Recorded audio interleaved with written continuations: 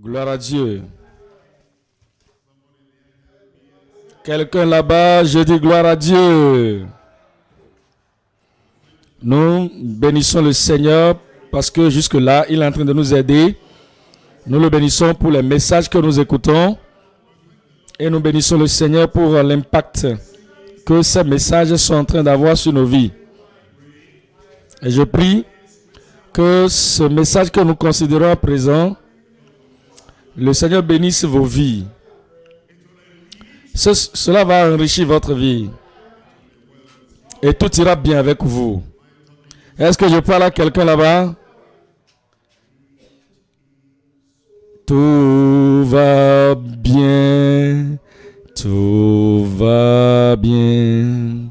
Pour mon âme. Pour mon âme. Tout va bien. Tout va bien pour mon âme. Quand la paix comme la rivière. Mon âme.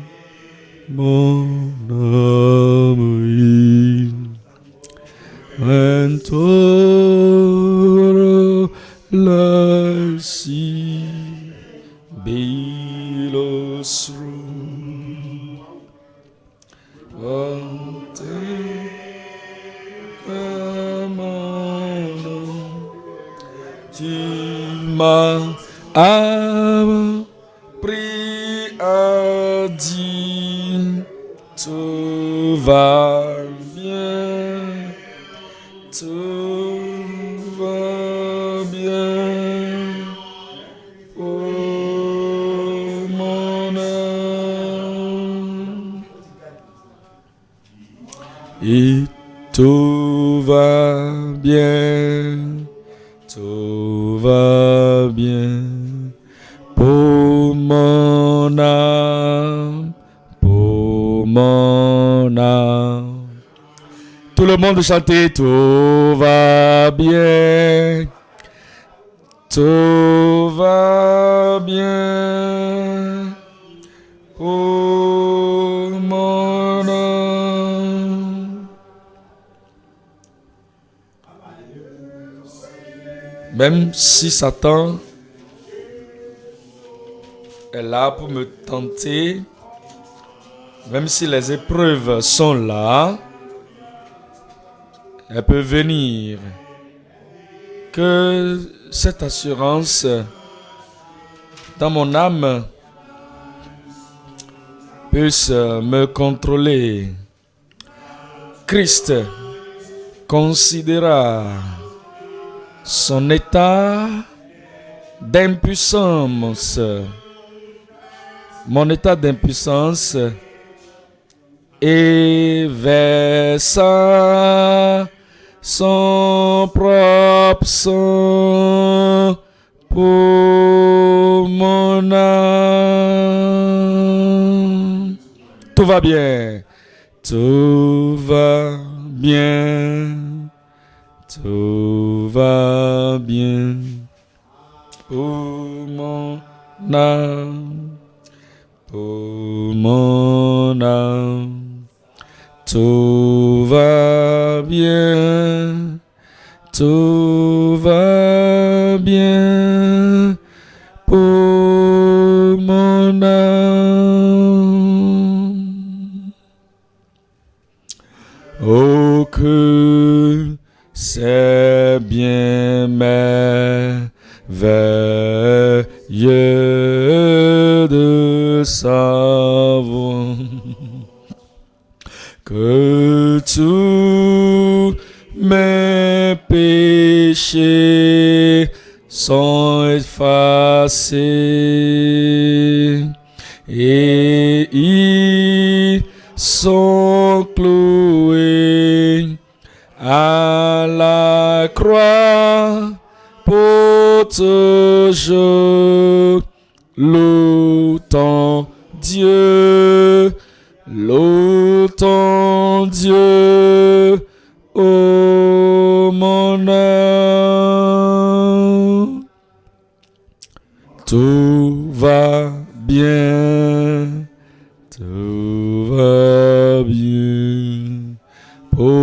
mon âme, pour mon âme. Tout va bien, tout va bien pour mon âme. Pour moi, je vis pour Christ désormais. Et si le Jourdain me surmerge, pardon, grâce pour moi dans la vie ou la mort, tu donnes ta paix pour à mon âme. Yes, Lord. Tout va bien, tout va bien pour mon âme, pour mon âme. Tout va bien, tout va bien pour mon âme. Seigneur, c'est ton retour que nous attendons. Le ciel est notre but, pas la tombe. Au trompette de l'ange, ô la voix du Seigneur, espoir béni, repos de mon âme. Tout va bien.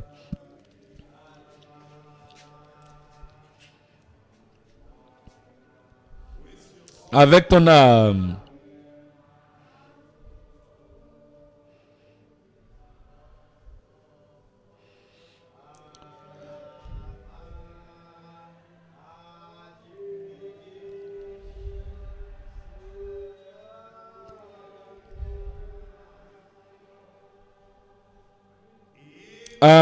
Amen.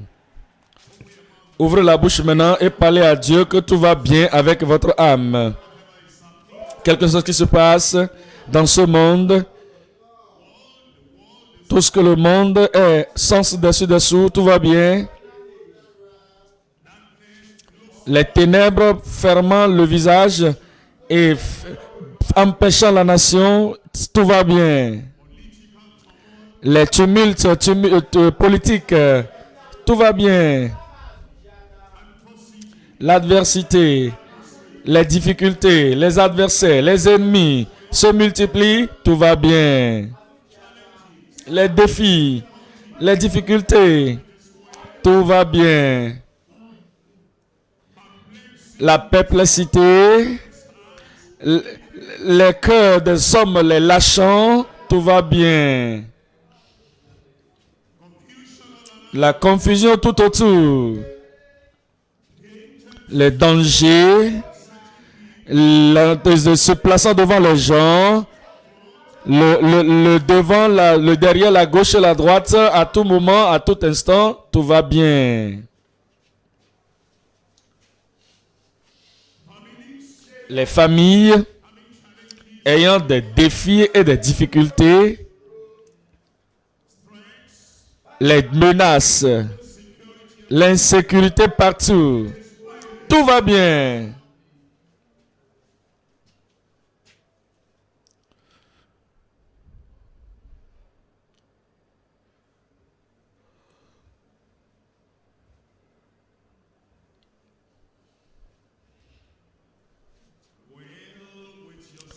Tout va bien avec ton âme.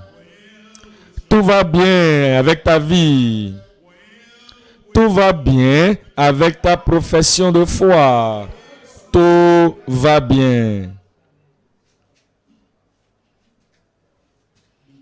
Au nom de Jésus, nous prions. Père Céleste, nous venons à toi avec la confiance ce soir. La confiance de la foi. La confiance dans ta fidélité. Et la confiance dans tes promesses qui ne peut pas faillir. Comme nous venons à toi, Seigneur, ce soir, nous demandons, Seigneur, que tu prononces tes bénédictions sur toutes les vies, toutes les âmes ce soir, au nom de Jésus. Seigneur, rassure tout le monde que tout va bien. Aujourd'hui, tout va bien. Demain, tout ira bien. Tout au long de nos jours sur terre, tout va bien au nom de Jésus. Tout ce que l'adversité peut être, qu'il soit devant quiconque, Seigneur, je prie cette nuit que tu les fasses sortir de cette adversité au nom de Jésus. Seigneur, parle la vie à tout le monde, la puissance dans toutes les vies, la délivrance dans toutes les vies, l'espoir dans toutes les vies, qu'il y ait l'assurance dans tous les cœurs, que tous les problèmes sont résolus, toutes les difficultés sont résolues. Maintenant au ciel, là d'ici dans le camp, et là où la retraite est organisée ensemble avec nous, tout va bien pour tout le monde au nom de Jésus. Confirme ta parole et ta puissance, tes promesses dans toutes les vies. Au nom de Jésus, nous prions. Que le Seigneur vous bénisse, vous pouvez vous asseoir. Nous venons maintenant dans Psaume 31. Psaume 31, le verset 7 et 8. Psaume 31, verset 7 et 8. Verset 8, le second. Je serai par ta grâce dans l'allégresse et dans la joie, car tu vois ma misère. Le verset 8, tu sais les angoisses. Tu sais les angoisses de mon âme. Et tu me livreras, et tu ne me livreras pas aux mains de l'ennemi. Verset 9. Tu mettras mes pieds au large. Il y a un homme qui connaissait l'adversité. L'adversité qui a frappé à sa porte. L'adversité qui a ouvert la porte par la force. L'adversité qui s'est mise dans les compartiments de sa vie. L'adversité qui s'est assise sur toutes les racines de sa vie. Il est sorti avec l'adversité. Quand il ressort, l'adversité le suit. Quand il revient, l'adversité le suit. Et malgré cela, il a traversé tout cela. Finalement, il a avancé, il a progressé, il a eu le succès, il a accompli des choses, il a la puissance, il y a le trône, il y a la domination, l'autorité qui lui sont venus à la fin de l'adversité. La fin de votre tunnel, c'est trop proche. La fin des ténèbres est très proche.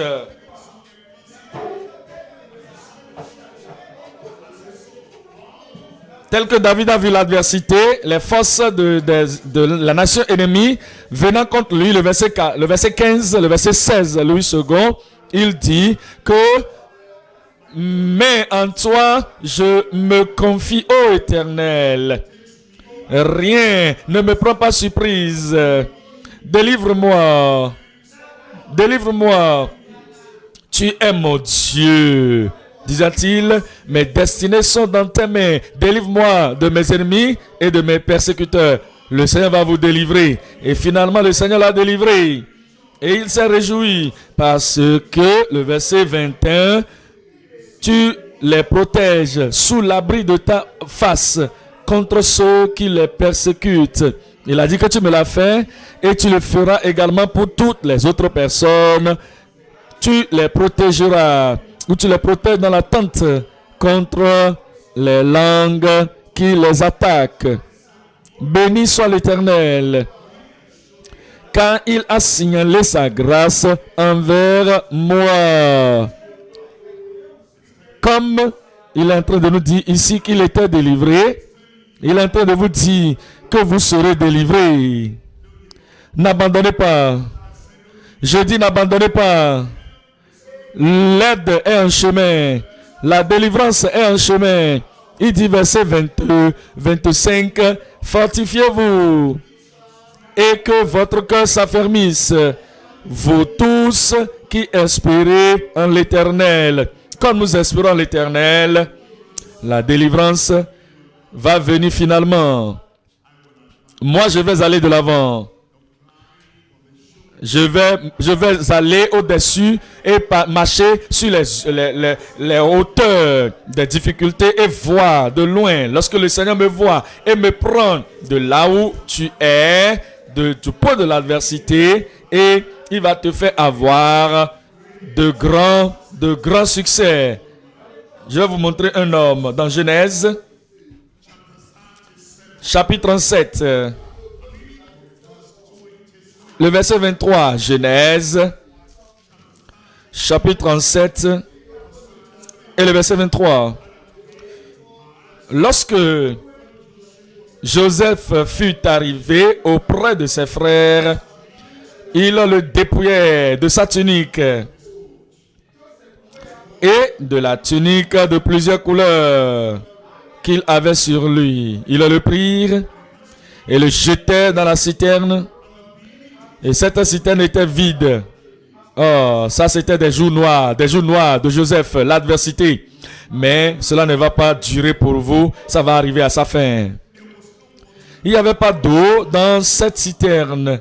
Et maintenant, ils s'assient ensuite pour manger avec la méchanceté qu'ils ont fait preuve, dont ils ont fait preuve maintenant. Leur conscience ne leur a rien dit. Ils sont assis pour manger. Ayant levé les regards, les yeux, ils virent une caverne d'Ismaélites, une caravane d'Ismaélites venant de Galade. Leurs chameaux étaient chargés d'aromates, de baume et de myrrhe qu'ils transportaient en Égypte. Alors Judas dit à ses frères, que gagnerons-nous à tuer notre frère et à cacher son sang? Venez, vendons-le aux Ismaélites et ne mettons pas la main sur lui, car il est notre frère, notre chair. Et ses frères l'écoutaient. Au passage des marchands madianites, ils tirèrent et firent remonter Joseph hors de la citerne, et il le vendit pour 20 cycles d'argent aux Ismaélites qui l'amenèrent en Égypte. Ils étaient après ses rêves. Ils étaient après ses visions. Le Seigneur lui a montré à ce jeune homme la vision, un rêve, qu'il serait le roi et qu'il va régner, qu'il va diriger les autres. Ils l'ont haï à cause de ses rêves. Il était un rêveur et à cause de cela, ils étaient jaloux de lui. Ils étaient envieux de lui. Et ils ont même dit, voilà, il vient le rêveur. Regardez le verset 20, regardez le verset 20. Il dit maintenant, venez maintenant, tuons-le. Jetez-le dans une des citernes. Nous dirons qu'une bête féroce l'a dévoré. Et nous verrons. Et nous verrons. Quelqu'un n'a qu'à me dire, je voudrais que vous utilisez la voix d'un prédicateur pour me dire ce qui suit. Et nous verrons ce que deviendront ces songes, ces rêves, ces visions. C'est ce qu'ils recherchaient. Ils étaient après les rêves, le songe, les visions, les promesses de Dieu, la prophétie dans sa vie. la promotion qu'il attendait, que Dieu a déclaré depuis le ciel pour lui. Et finalement, ils l'ont vendu. Et ils l'ont vendu en Égypte.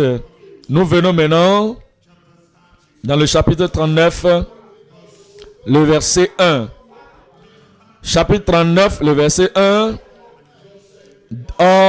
On fit descendre Joseph en Égypte et Potiphar, officier de Pharaon, chef des gardes égyptiens, l'acheta des Ismaélites qui lui avaient fait descendre. Comment est-ce que Joseph pouvait comprendre ce qui se passait? Il était en train de quitter main en main. On l'a vendu aux Ismaélites. Les Ismaélites l'ont vendu à Potiphar. Et finalement, regardez ce qui suit. Mais l'Éternel fut avec lui. Vous savez, le Seigneur est avec vous. Dans tout ce que vous traversez comme adversité. Dans tout ce que vous avez comme défi. Dans tout ce que vous avez comme persécution. Dans tout ce que vous avez comme contradiction des péchés contre vous, contre votre vie. Le Seigneur est avec vous. Et l'a prospéré. Et la prospérité l'accompagna. Il habitait dans la maison de son maître l'Égyptien. Son maître vit que l'Éternel était avec lui. Après cette retraite, quand vous retournez à la maison, tout ce que les autres ont vu auparavant, voilà une nouvelle chose qu'ils vont voir. Que le Seigneur est avec toi. Vous tournez à gauche, il sera avec vous. Vous tournez à droite, il sera avec vous. Vous allez devant, il sera avec vous.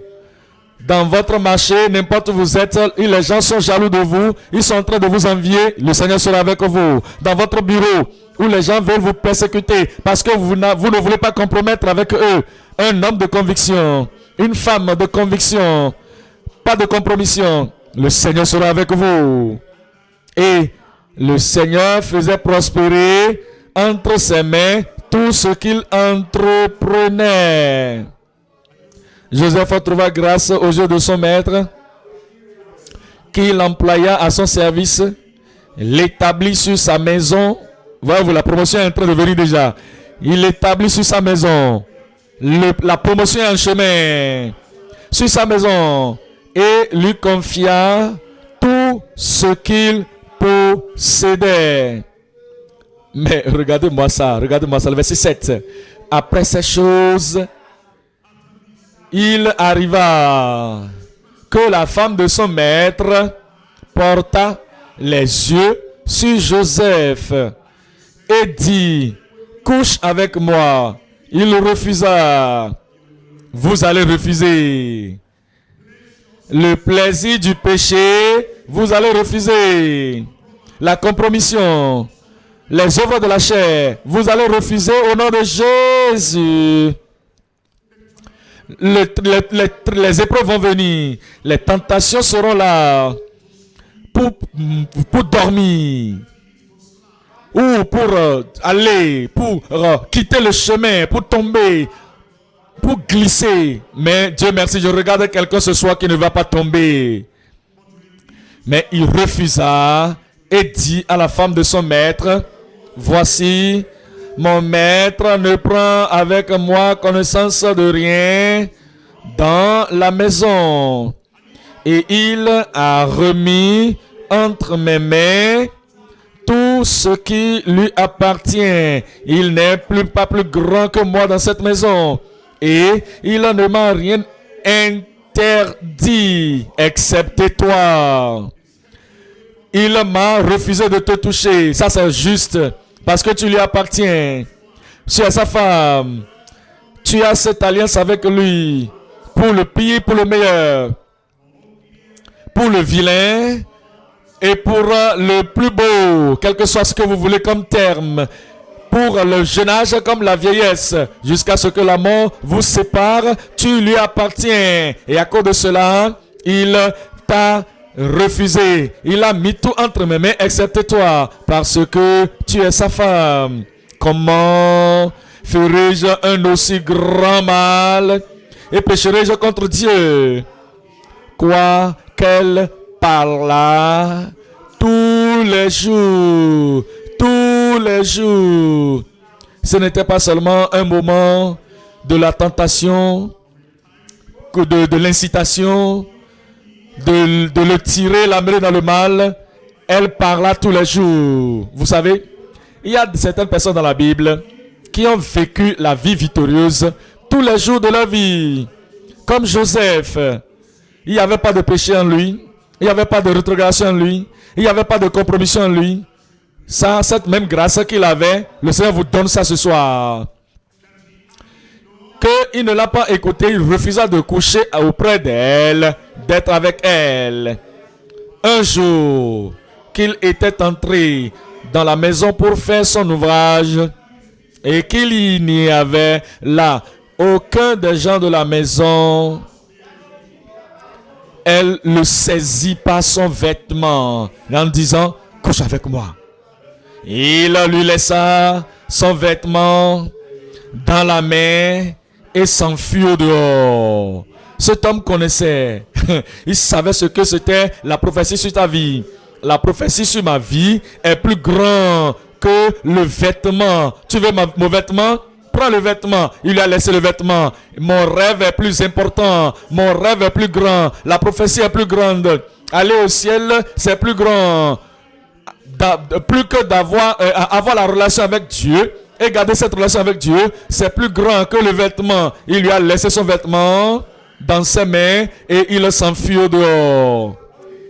Lorsqu'elle vit qu'il lui avait laissé son vêtement dans la main et qu'il s'était enfui dehors, elle appela les gens de sa maison et leur dit: voyez, il nous a amenés un Hébreu pour se jouer de nous.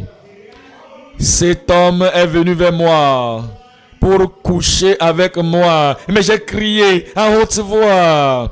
Et quand il a entendu que j'avais la voix, que j'élevais la voix et que je criais, il a laissé son vêtement à côté de moi et s'est enfui dehors. Est-ce que c'est la vérité ou le mensonge? Je vous demande, ce qu'elle a dit à propos de Joseph, est-ce la vérité ou le mensonge? La preuve n'est pas toujours vraie. Est-ce qu'elle a jeté le tort sur Joseph? Elle a jeté la tentation, l'origine de la tentation sur Joseph. Elle a menti contre lui. Oh, quelle grande affliction pour Joseph lorsque vous êtes saint et l'on vous donne, on vous charge avec l'injustice. Oh, quelle grande affliction. Lorsque vous échappez à la tentation et que l'on dit des mensonges sur vous, que c'est vous qui avez voulu faire le péché avec eux jusqu'à ce qu'ils ont crié. Oh, verset 17. Alors elle lui parla ainsi: l'esclave hébreu que tu nous as amené est venu vers moi pour se jouer de moi. Et comme j'ai élevé la voix et que j'ai crié, il a laissé son vêtement à côté de moi et s'est enfui dehors. Après avoir entendu les paroles de sa femme, qui lui disait le mensonge qu'elle lui disait, la couverture de son péché que la femme faisait, la vie sensuelle qu'elle avait en elle, qu'elle couvrait, accusant une personne innocente.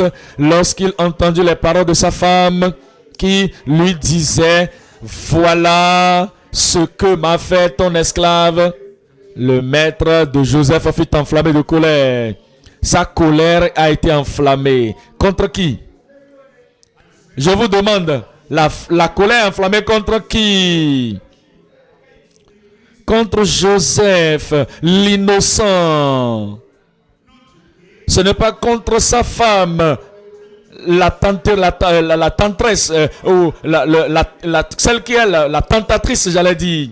Mais le maître de Joseph fut en colère contre Joseph. Il a pris Joseph et le mit où? Il a le mis où? Dites-moi non. Il l'a mis dans la prison, dans le lieu où les prisonniers du roi étaient enfermés. Il fut là en prison. Qu'a-t-il fait? Injustement, il n'a rien fait.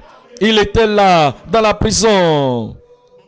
Mais à travers cette adversité, l'avancement va venir.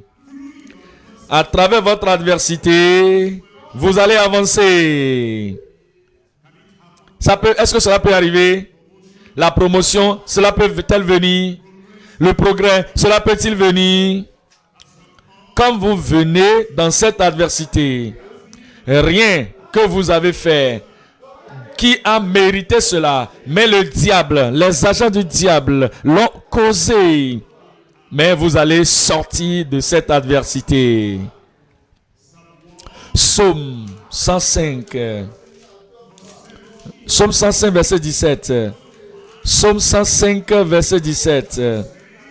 105, verset 17 nous dit qu'il a envoyé un homme. 105, verset 17.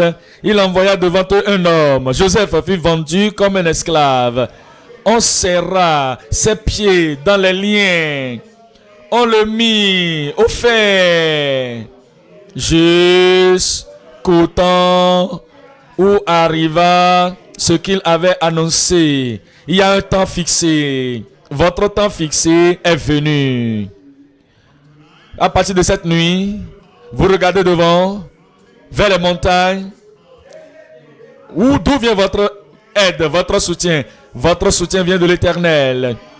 Jusqu'à ce que le temps de ce monde soit passé et où la parole de l'Éternel l'éprouva. Le roi fit ôter ses liens. Le roi fit ôter ses liens. Le roi des rois envoie ce soir les anges célestes et vous êtes libérés de vos liens. Le dominateur des peuples le délivra. Je vous regarde, je vous cherche la personne. Laissez-le partir libéré. Je cherche la personne, cette fille, cette dame, cette soeur, qu'elle parte libérée, délivrée. Verset 21. Il l'établit Seigneur sur sa maison et gouverneur de tous ses biens. Il a fait gouverneur de tous ses biens. Mais regardez, la promotion est encore venue. Finalement, ses frères étaient venus parce que la famine les avait obligés. Mais il y avait la nourriture avec Joseph là où il était. Joseph était le gouverneur du peuple. Genèse, chapitre 45. Genèse, chapitre 45. Je lis là le verset 5.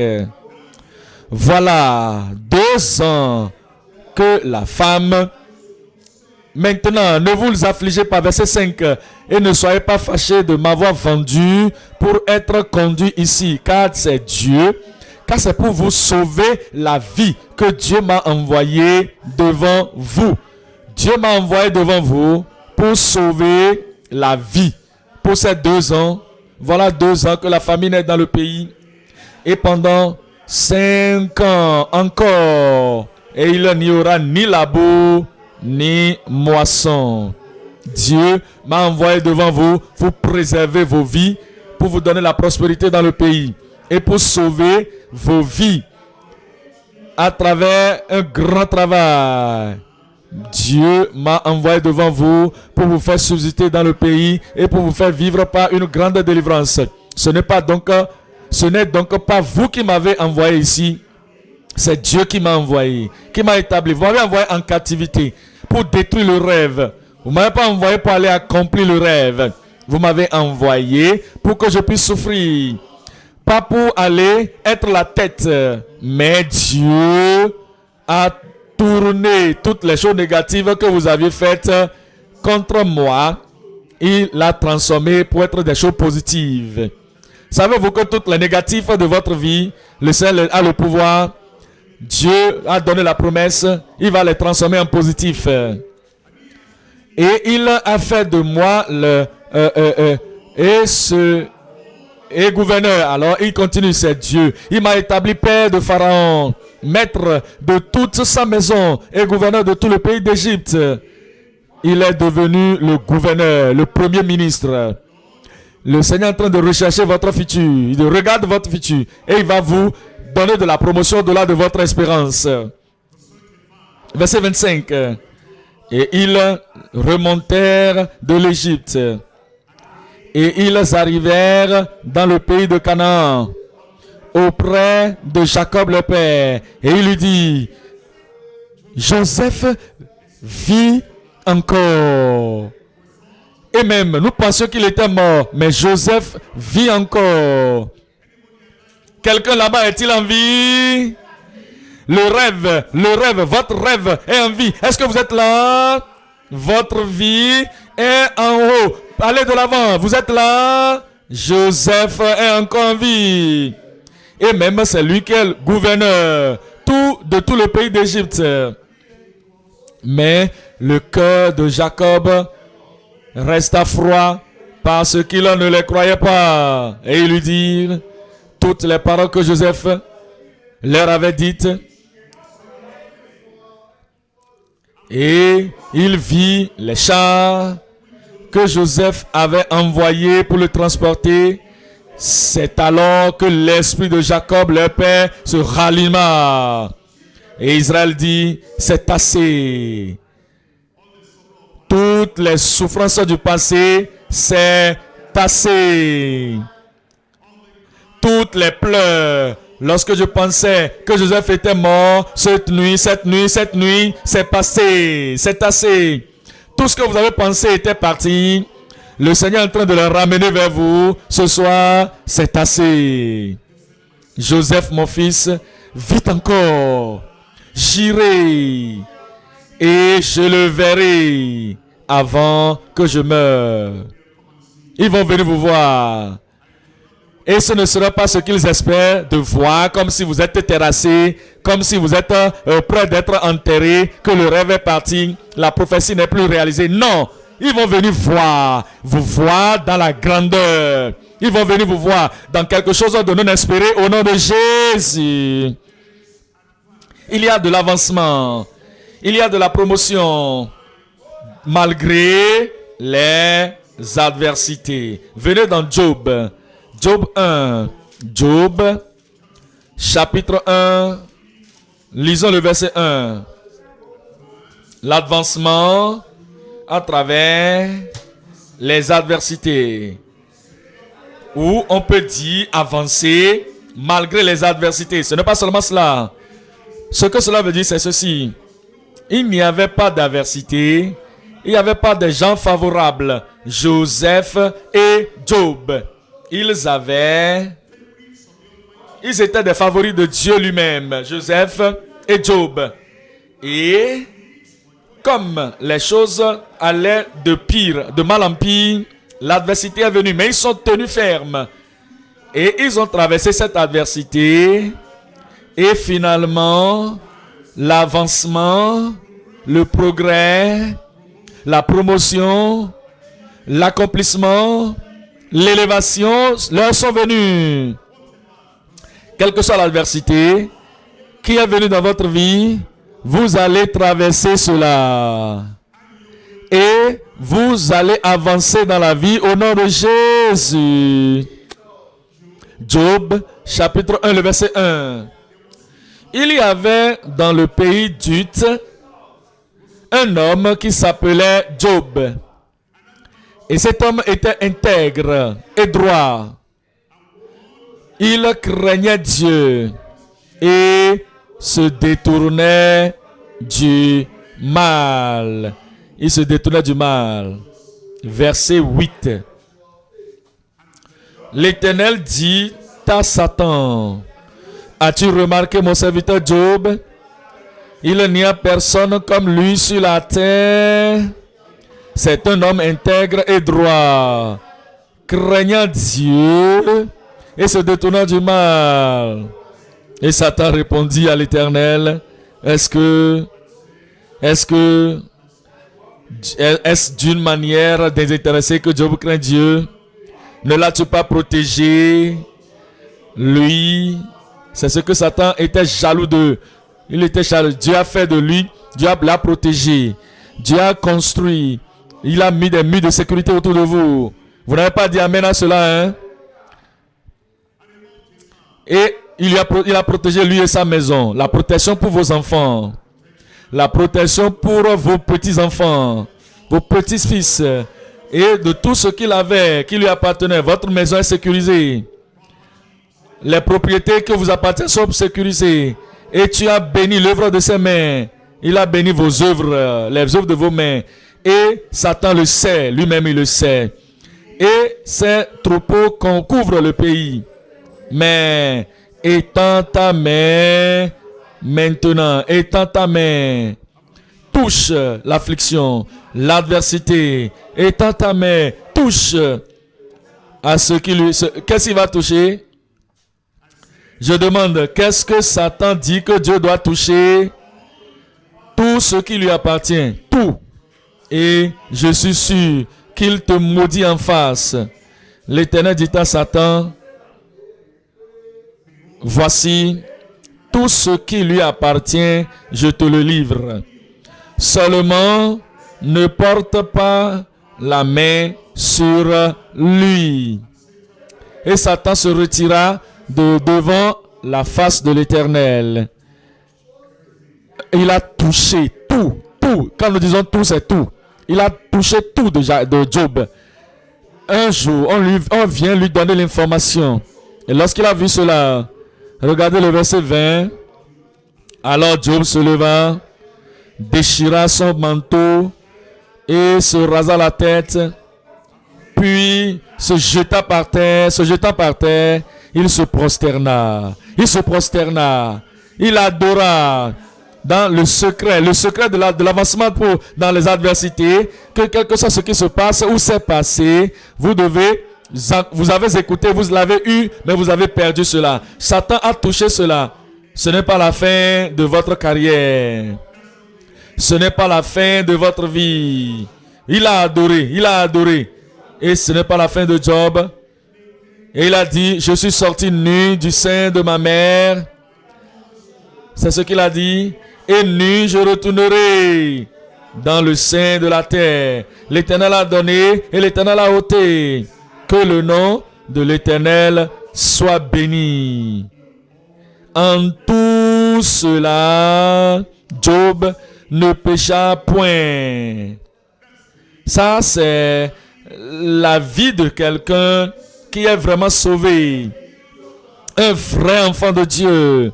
Que au milieu de l'adversité, durant toute la période de l'adversité, de la souffrance, il ne pécha point contre l'Éternel et n'attribua rien d'injuste à Dieu. Et Satan n'était pas satisfait. Chapitre 2. Maintenant, or, les fils de Dieu vinrent un jour se présenter devant l'Éternel. Et Satan vint aussi au milieu d'eux. Est-ce que Satan est enfant de Dieu? Je vous demande, Satan est-il enfant de Dieu? Non, mais il aime aller dans la congrégation des enfants de Dieu. Il aime toujours être là-bas pour aller créer les confusions. S'il voit un instrument qu'il peut utiliser, il veut chercher un instrument pour utiliser. Il veut chercher quelqu'un, un fils, une fille qui est venu pour adorer. Et il veut lui mettre dans le cœur, mettre dans la pensée pour dire, donne-moi ta main, je vais l'utiliser. Donne-moi ta voix, je vais l'utiliser. C'est toujours au milieu des enfants de Dieu qu'il vient. Donne-moi ta capacité, je vais l'utiliser. Ton talent, je vais l'utiliser. Lui aussi, il est venu pour se présenter devant l'Éternel. Es-tu parmi eux aussi?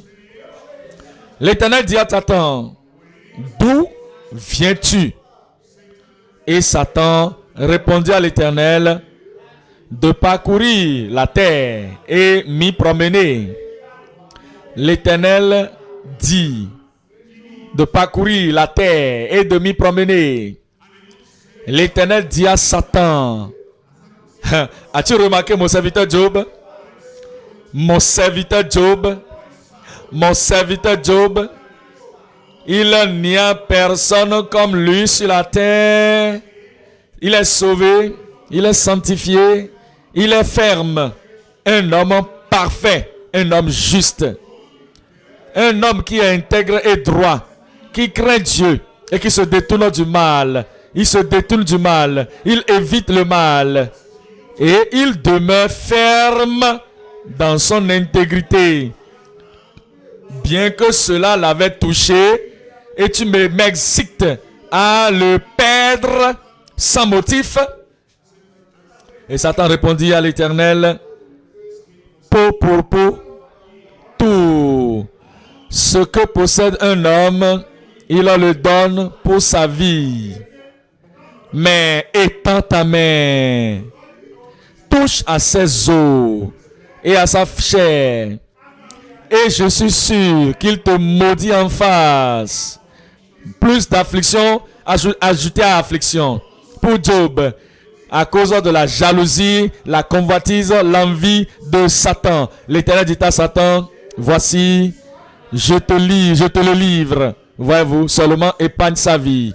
Et Satan se retira de devant la face de l'Éternel. Puis il frappa Job d'un ulcère malin depuis la plante du pied jusqu'au sommet de la tête. Et Job prit un tesson pour se gratter et s'assit sur la cendre. Il s'assit sur la cendre. Maintenant, sa femme lui dit, il le regarda dans sa condition, elle dit, n'est-il pas mieux de mourir que de traverser cette sorte d'affliction, d'adversité? Non. Nous allons traverser. Je dis, nous traverserons. Cette adversité, ce n'est pas la fin de notre vie. Et cette oppression n'est pas la fin de notre vie. Et ce danger, cette difficulté, vous ne savez pas d'où ça vient. Mais malgré ça, nous allons traverser cela. Ce n'est pas la fin de la vie. Tu demeures ferme dans ton intégrité. Qu'est-ce que la femme a dit à la fin du verset 9? Lisez-moi ça. Qu'est-ce qu'elle a dit à son mari? Qu'est-ce qu'elle a dit à son mari à la fin du verset 9? Maudit Dieu et meurs. Nous ne pouvons plus prier. Je ne peux plus prier. Je ne peux plus prier avec toi. J'ai pitié de toi. La souffrance que tu traverses et le conseil est venu de la femme la plus proche, c'est-à-dire la personne la plus proche de Job. Celle qui devait l'aider, lui dit le meilleur qui peut arriver, ou le pire qui peut arriver, maudit Dieu et meurt. Non, madame. Ça, ce n'est pas le pire. Le pire n'est pas encore venu. Le pire n'est pas encore venu. La maladie, ce n'est pas encore le pire. Les douleurs dans le corps, ce n'est pas encore le pire. Maudit Dieu et mourir après l'avoir maudit va conduire dans l'enfer. Si quelqu'un meurt en maudissant Dieu, en blasphémant le nom de Dieu, il va directement en enfer. Ça c'est le pire. Ça c'est le pire. Ça c'est pour l'éternité. Mais Job, il a vaincu. Et vous allez vaincre. Lorsque la tentation vient de la part de la personne la plus proche de vous, et qui va te dire, qu'est-ce qui va encore arriver? Qu'est-ce que tu vas encore faire? Qu'est-ce que tu vas encore dire? Qu'est-ce que tu vas encore souffrir? Quelle autre chose tu espères? Oh, abandonne le Dieu, non? Abandonne Dieu. Abandonne ta fermeté. Abandonne ta sanctification. Va tricher un peu. Oublie tout. Et tu vas dire seulement, même si je meurs, que cela s'en aille. Mais regardez Job, le verset 10. Mais Job lui répondit, tu parles comme une femme insensée. Tu parles comme quoi? Nous recevons de Dieu le bien et nous ne recevrions pas aussi le mal. En tout cela, Job ne pécha point par ses lèvres. Nous allons lire cela ensemble. 1, 2, partez. En tout cela, Job ne pécha point par ses lèvres. Vous allez le dire pour vous-même maintenant. Dites-le très fort que le Seigneur vous a décrit. Et lisez ça. 1, 2, partez.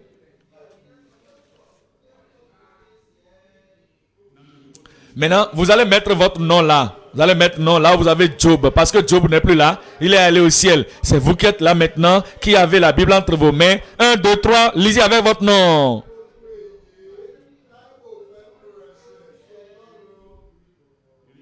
Vous n'avez pas lu cela correctement.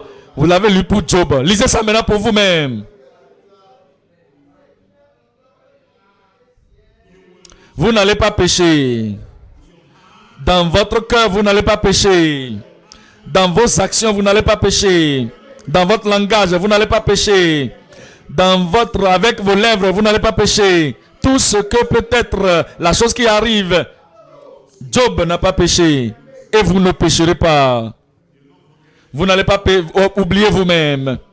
Vous n'allez pas vous oublier et faire des lapsus linguae. Vous n'allez pas rétrograder. Chapitre 17 de Job, verset 9. Job, chapitre 17, le verset 9. Le juste, néanmoins, demeure ferme dans sa voie. Celui qui a les mains pures se fortifie de plus en plus. Au temps de l'affliction, au temps de ce danger, au temps de la persécution, au temps de l'oppression, le juste demeurera ferme dans sa voie. J'ai ouvert ma bouche devant le Seigneur, je ne vais pas retourner en arrière. Je me suis engagé avec ma vie. Au Seigneur, je ne retournerai pas en arrière. Le juste néanmoins demeure ferme dans sa voie. Et il continue disant, celui qui a les mains pures, les mains sont pures. Ses mains sont pures. Et il dit, se fortifie de plus en plus. Le Seigneur va vous rendre fort. Et vous irez de plus en plus fort. Au nom de Jésus. Chapitre 19, le verset 25. Comment pouvait-il tenir ferme ainsi? La maladie est là. L'épidémie est là. L'infirmité est là. Les afflictions sont là. L'adversité est là. Les choses qu'il ne peut pas comprendre même. De la plante des pieds jusqu'au sommet de sa tête. Il y avait des ulcères partout. Et les amis venaient pour lui intimer encore des souffrances. Lui demandant, il faut confesser tes péchés. Tu as commis des péchés secrets. Parle. Si tu n'es pas un pécheur, comment tu peux souffrir ainsi? Les choses ne peuvent pas venir sur toi comme ça. Va, confesse tes péchés. Non, réellement. Avez-vous vu Joseph? Était-il pécheur? Était-il rétrograde? Mais malgré ça, il était vendu en esclavage. Et bien qu'il n'avait pas accepté péché, il a été envoyé en prison. Des fois, de mauvaises choses arrivent aux justes. Les personnes sauvées. Pourquoi? Parce que il y a un Satan dans le monde. Et c'est en ce moment précis que vous devez tenir ferme, avec ténacité, sans compromettre, au standard de la parole que vous avez apprise. Et vous n'allez pas regarder derrière. Comment est-ce qu'il a pu tenir ferme en ce moment, en cet âge? Job, chapitre 19. Le verset 25. Mais je sais que mon Rédempteur est vivant. Il était sauvé. Il avait un sauveur. Il avait un Rédempteur. Et il disait que je savais. Je sais que la douleur de mon corps ne peut pas annuler ma foi, mon assurance infaillible, indéniable. L'Esprit de Dieu témoigne à mon esprit. Je sais que je fais le juste. Je fais ce qui est juste. Je sais que je vis tel que cela se doit. Je sais que mon Rédempteur vit et qu'il se lèvera le dernier sur la terre. Il dit, Il va venir même la deuxième fois. Je le vois venir, je le vois dans la prophétie qu'il va revenir encore. Et il dit que quand ma peau sera détruite, ce corps, lorsque cela sera détruit, il le lèvera. Quand je n'aurai plus de chair, je verrai Dieu. Il croyait en la résurrection des justes, à la résurrection des saints. Que je verrai pour moi-même. Je le verrai et il me sera favorable. Mais je le verrai et non ceux d'un autre. Mon âme languit d'attente au-dedans de moi. L'affliction est venue. L'adversité est venue. Il ne les a pas permis de l'arrêter, d'arrêter son chemin. J'allais dire son pèlerinage. Il continue d'être juste. Vous allez demeurer juste. Je dis vous allez demeurer juste. Regardez le chapitre 23, verset 8. Regardez. Il dit, mais si je vais à l'Orient, il n'y est pas. Job dit, dans mon affliction, je pensais que j'aille de ce côté et l'affliction va cesser. Mais il dit, mais il n'est pas là. Je retourne en arrière, vers l'Occident. Je ne le trouve pas. Lorsque l'affliction était venue sur lui, lorsque l'adversité était venue sur lui, il avait tout fait qu'il pensait faire. Il va prier toutes sortes de prières qu'il pouvait prier. Et il a suivi les différentes directions. Peut-être que ceci va résoudre le problème. Peut-être que ceci va résoudre le problème. Mais je ne le vois pas. Je ne le trouve pas. À gauche, est-il occupé au nord? Je ne puis le voir. Se cache-t-il au midi? Je ne puis le découvrir. L'adversité, la confusion, à un croisé de chemin. Malgré cela, il n'y avait pas de solution. Mais ne pars pas. Attends, la solution est trop proche de toi.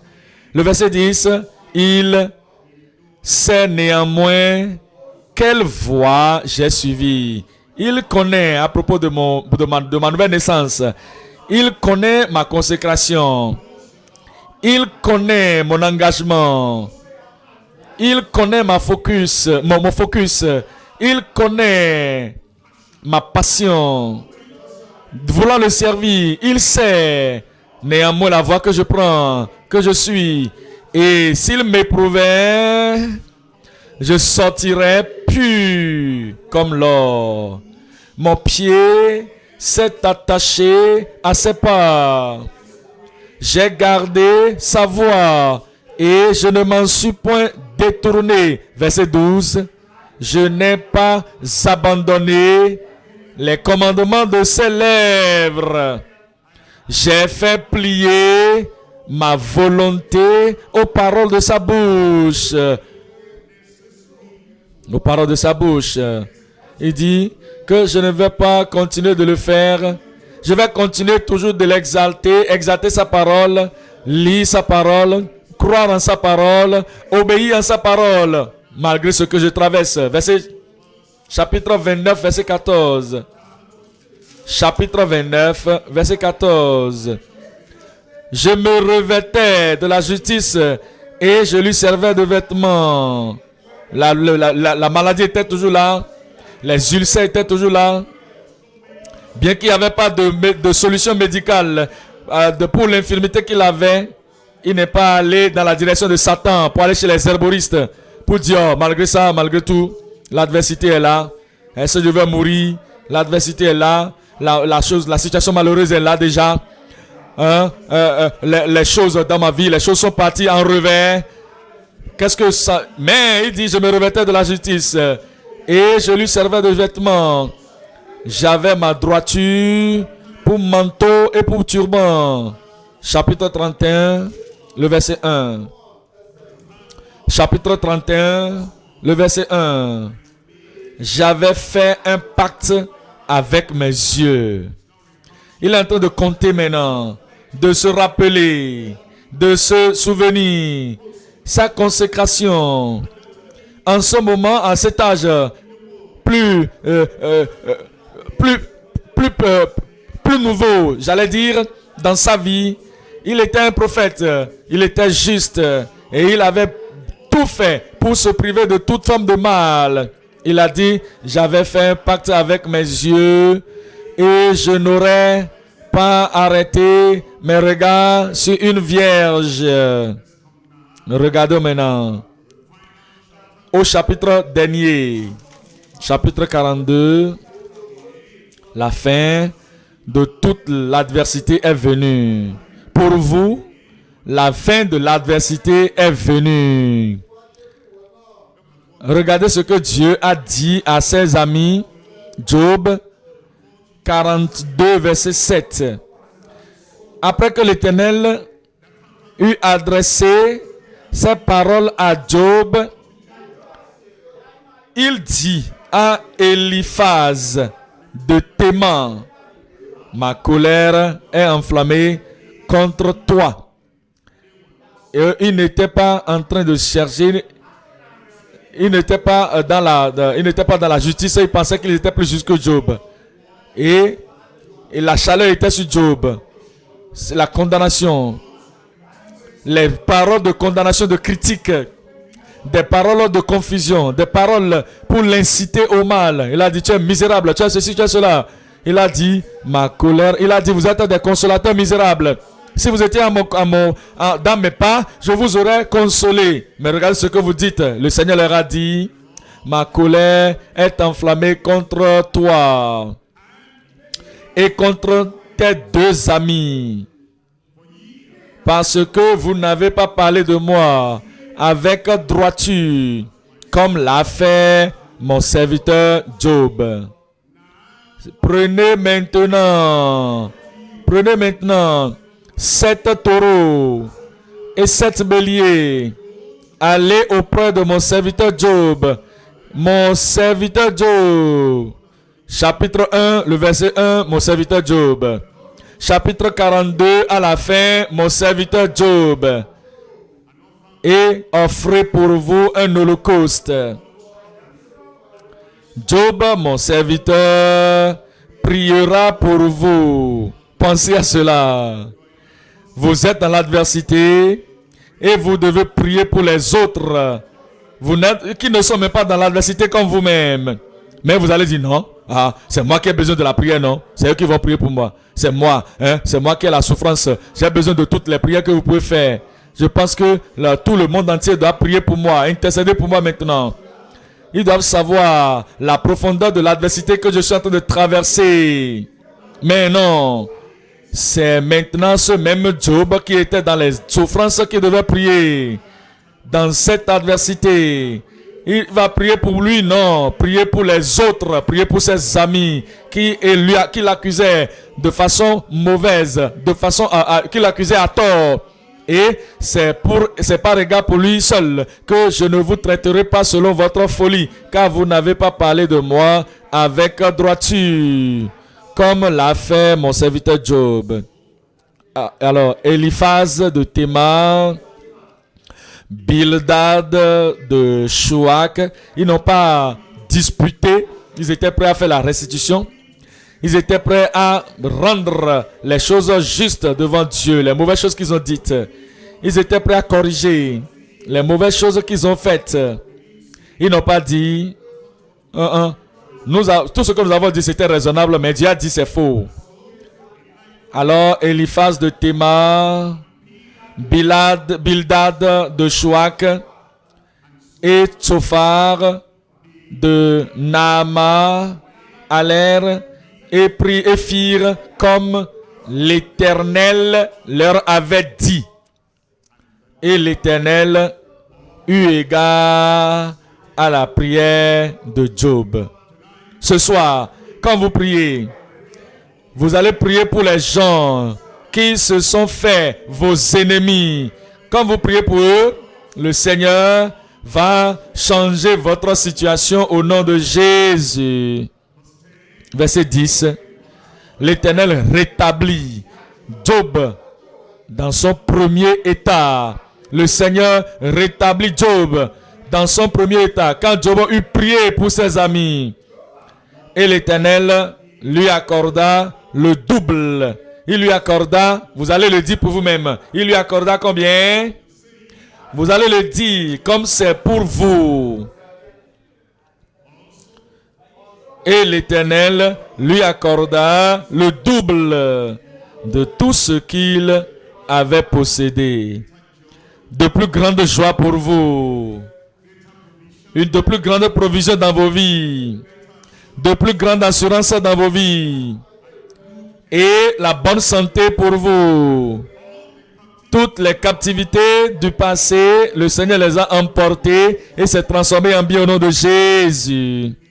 Alors les frères, les sœurs et les anciens amis de Job vinrent tous le visiter et ils mangeaient avec lui dans sa maison. Il se plaignit et le consolait de tous les malheurs que l'Éternel, ils ont pensé l'Éternel avait fait venir sur lui. Et chacun lui donnait un quesita et un anneau d'or. Les bénédictions vont venir sur vous. De tous les côtés, de tous côtés, de toutes les directions, bénédiction et provision au nom de Jésus. Et tout le monde lui avait donné des anneaux d'or. Pendant ces dernières années, Job a reçu de l'Éternel plus de bénédictions qu'il en avait reçu dans les premières. Le Seigneur avait béni Job. Comme le Seigneur est en train de bénir aujourd'hui quelqu'un les dernières années de plus que ces premières années au nom de Jésus. Car il eut 7 fils. Il possédait 14 000 brebis, 6 000 chameaux, 1000 paires de bœufs et 1000 ânesses. Il eut. Je voudrais que, avant que je ne lise ce verset, pensez à ceci.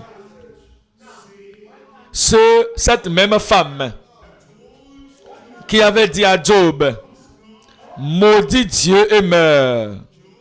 Job ne l'a pas divorcé. Vous n'allez pas divorcer votre femme à cause de l'affliction, à cause de l'adversité ou à cause des mauvaises compréhensions de la situation qui arrive à votre mari ou votre femme. Vous n'allez pas divorcer votre mari ni votre femme au nom de Jésus. J'aimerais un amen de la vie profonde là. Tournez ça de l'autre côté. Job, qui est le mari, a parlé de la femme et a dit, tu parles comme une femme insensée, une folle femme du pays. N'as-tu pas compris? Dieu a béni et Dieu a emporté. Pourquoi tu parles comme un rétrograde? Comme tu parles comme une rétrograde, une femme insensée. Et la femme a gardé le silence. La femme n'a pas divorcé Job, disant, regardez-moi ça. Ton corps n'est plus là. Après tout, qu'est-ce que je vais encore faire ici? Les ulcères sont partout. Après tout, tu ne peux même plus marcher ou te coucher sur les matelas. Tu dois te coucher dans les cendres à cause de la douleur. La femme pouvait dire, ok, c'est pas grave. Je suis même resté là pour rester et prendre soin de toi. Dans cette condition que tu traverses, personne ne sait la chose secrète que tu as faite. Et cela est arrivé vers toi. Bye bye, yo. Je suis parti. La femme n'a pas divorcé son mari. Vous n'allez pas divorcer votre mari. Regardez-moi votre amen là. Et alors, elle eut beaucoup d'enfants, plus qu'auparavant. Et vous imaginez son âge en ce moment. Elle a eu 7 fils et 3 filles. Elle avait ça au passé. Et ses fils et ses filles étaient morts au cours de la calamité qui était descendue sur eux. Malgré cela, Job est plus âgé en ce moment. La femme plus âgée. Et lorsque Dieu a changé les captivités de Job, il a renouvelé la vie de Job. Et la vie de Job était comme l'aigle. Il va renouveler votre vie. Il va renouveler votre corps. Et il va renouveler la vie de la femme plus que la vie de l'aigle. Et alors, ce même Job, avec la même femme, ont eu encore 7 fils et 3 filles. Et il donna à la première le nom de Jemima, et la seconde, celui de Kestia, et le nom de la troisième, celui de Keren Apuk. Il n'y avait pas dans tout le pays d'aussi belles femmes que les filles de Job. Le père leur accorda une part d'héritage parmi les frères. Job vécut après cela 140 ans, et après cet événement, après l'affliction, après l'adversité, l'avancement était venu, la beauté était venue, l'aide était venue, la prospérité était venue. Et après cela, il a vécu encore 140 ans et il vit ses fils. Vous allez voir vos fils. Vous allez voir vos filles. Et il a vu les fils de ses fils. Vous verrez vos rejetons. Et il a vu jusqu'à la 4e génération. Et Job mourut âgé et rassasié de jours. Maintenant, Job est parti. Il est allé au ciel. La prophétie dont il a parlé, disant, je sais que mon Rédempteur vit. Il a vu son Rédempteur maintenant au ciel. Et alors, il dit, je sais qu'il se tiendra pour moi au dernier jour sur la terre. Et alors, bien que ma chair a été détruite, ce corps, le corps n'était pas détruit. Il était guéri. Je dis, il était guéri. Malgré cela, il dit, dans ma chair, je verrai Dieu. Il était allé voir, il est parti voir Dieu. Je le verrai moi-même. Et mes yeux verront. Et non les yeux d'un autre. Et non une personne, bien que ma chair soit brûlée au-dedans de moi. La bénédiction double vient sur votre vie ce soir. La promotion double sur votre vie ce soir. Et la provision double sur votre vie ce soir. Levez-vous maintenant et commencez par parler à Dieu. Je sais que mon Rédempteur est vivant. Quel que soit ce qui s'est passé, ce qui est tombé sur moi de par le passé, ce qui est passé au travers, sous le pont, je sais que mon Rédempteur vit. Est-ce que votre Rédempteur vit? Est-ce qu'il vit? Est-ce que vous savez qu'il vit? Il y a de l'avancement après l'adversité. Avancer malgré les adversités. Avancer. L'avancement est là. Aller de l'avant est là. Avancer malgré les adversités. Bénis le Seigneur pour avoir ouvert tes yeux de voir. L'affliction n'est pas la fin de la vie. L'adversité n'est pas la fin de la vie.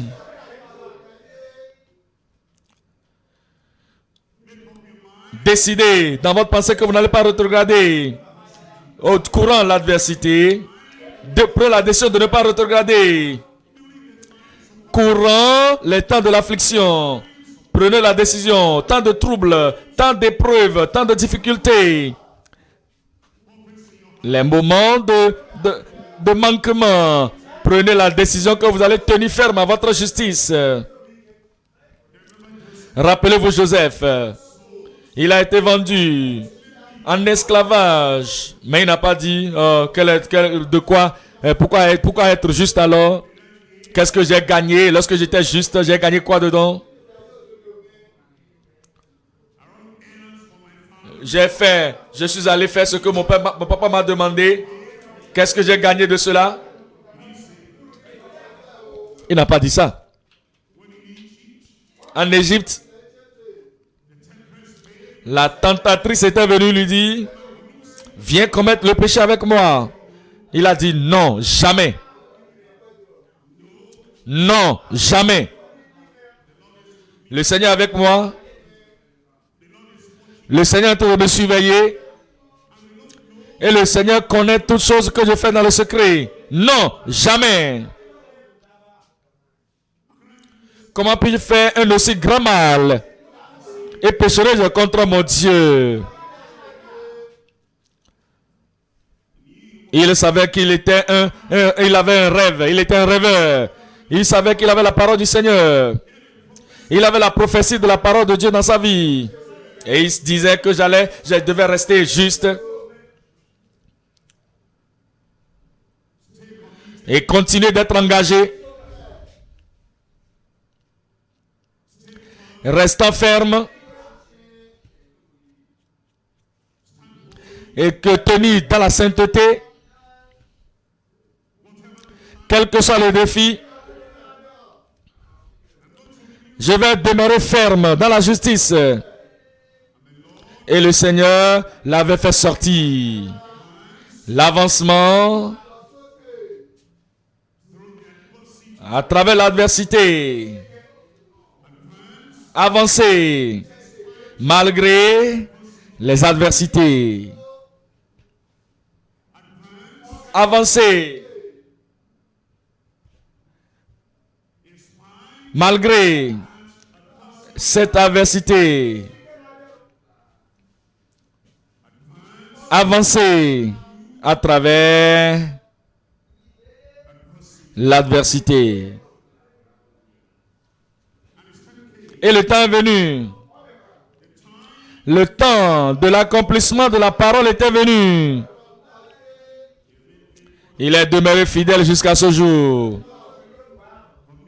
Engagé jusqu'à ce jour. Juste jusqu'à ce jour. Transparentement saint jusqu'à ce jour. Et la parole est venue. La parole est venue et les habits de prison ont été enlevés de dessus lui. On lui a donné l'autorité de régner, de diriger dans le pays, de gouverner. Et ses frères qui sont venus maintenant le voir, qui disaient avant, nous allons le tuer et nous verrons ce que va devenir ses songes. Finalement, ils sont venus, mais avec toute la famille. Et ils ont vu la bonté de Dieu sur la vie de Joseph. Joseph est parti. Voici votre temps.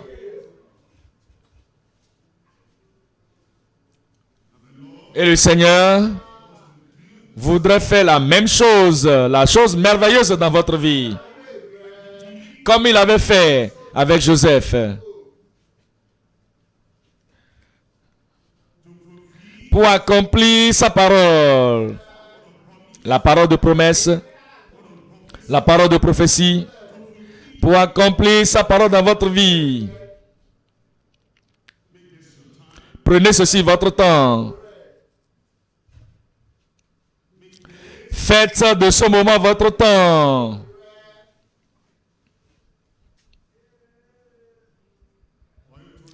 Pour qu'il puisse enlever les chaînes, la servitude, et vous libère, et vous élève, et vous donne de la promotion pour aller avoir de grands honneurs. Avancer à travers les adversités. Regardez à Job.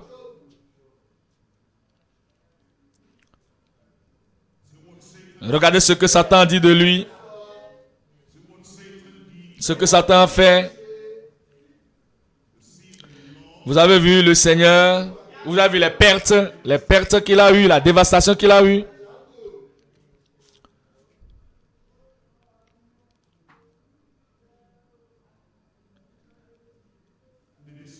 La destruction qui lui était arrivée. Regardez même la confusion dans la famille. Ce que la femme a dit. Ce que la femme a dit. La femme était dépassée quand même. La perte des enfants, la perte des propriétés et la perte de l'aide de son mari. Mais elle a dit, oh, elle voit encore Job tenu ferme, engagé au Seigneur, juste et saint devant le Seigneur. Malgré cela, il n'y a pas eu de divorce. Il n'y a pas eu de divorce.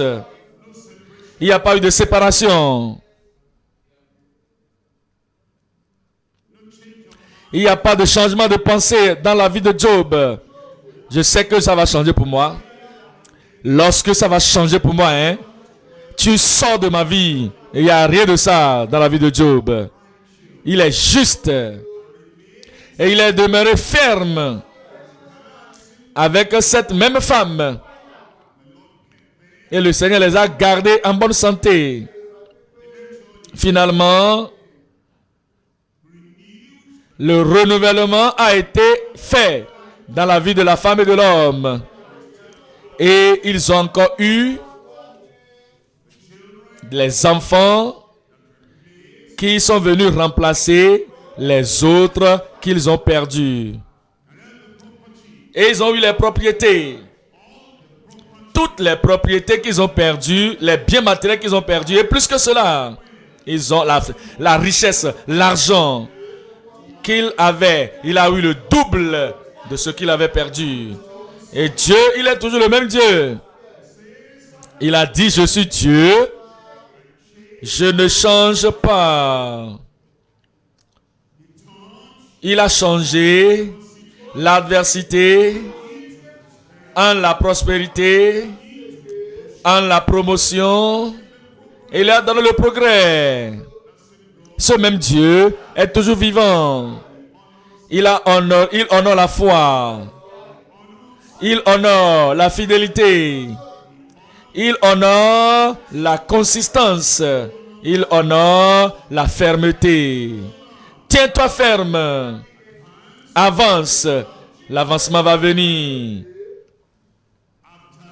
Après l'adversité.